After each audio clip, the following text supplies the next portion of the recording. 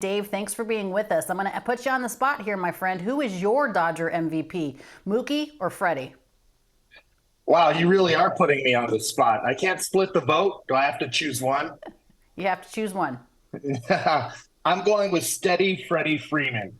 Mookie has been outstanding, and there's an argument to be made for Mookie because he's played the infield when the Dodgers have needed it. But as Freddie Freeman goes, the Dodgers go. And he shows up every single day, Alanna, and all he does is hit. You look at his batting average, 2 more hits yesterday, a 340 batting average now, over 1,000 OPS. You see the numbers right there. He's been such a presence in that Dodger lineup, and he understands baseball so well. And how about this?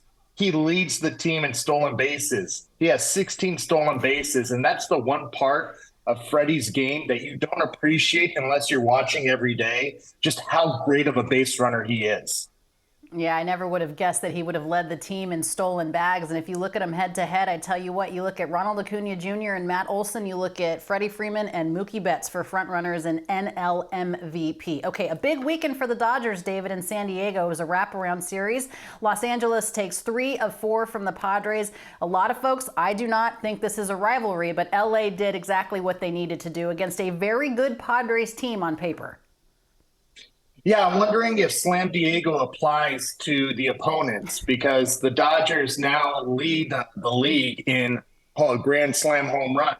That one by Mookie Betts yesterday tied a franchise record for the Dodgers in a season, 11, and the record is 14. But Alanna, really, the two things that stood out to me the most about this series is something that has stood out to me about the Dodgers all season long, and that's their resiliency.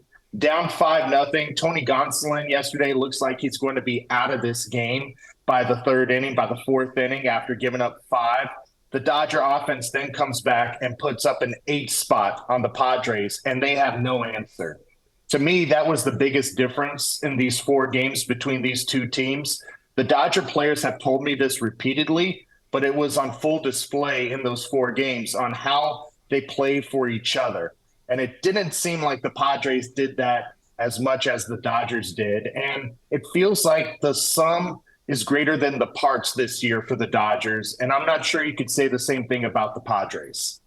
All right, when you look at the Dodgers starting staff, David, I am a little bit concerned. That might be one of the weakest spots as far as in recent years. When is Clayton Kershaw coming back? What about Walker Buehler? And do the Dodgers have enough starting pitching? Well, you're 100% accurate, Alanna. The Dodgers starters ERA rate is almost 4.5. That's the highest it will be since they moved to Los Angeles in 1958. There you see Kershaw throwing another simulated game. I feel like he's done that more often than he would like. He is expected to come back on Thursday. Dave Roberts has not made that official, but a few days ago, Kershaw threw his bullpen session in San Diego 3 days ahead of Thursday. And his routine is throwing a bullpen session 3 days before he starts. So he's coming back more than likely on Thursday. And as far as Walker Buehler goes, he's supposed to throw to hitters in Arizona either today or tomorrow. And coming back in September as an opener starter type of guy is a very realistic possibility. He's been talking about September since May. And we all thought, come on, that's a little bit too aggressive. But he hasn't had any major setbacks in his rehab, if any. And if he does come back, he's not comfortable coming out of the bullpen. And coming off his second Tommy John surgery, the Dodgers wouldn't do that. So if he does come back in September, Alanna, more than likely you're looking at Walker Buehler for 2 to 3 innings to start a game.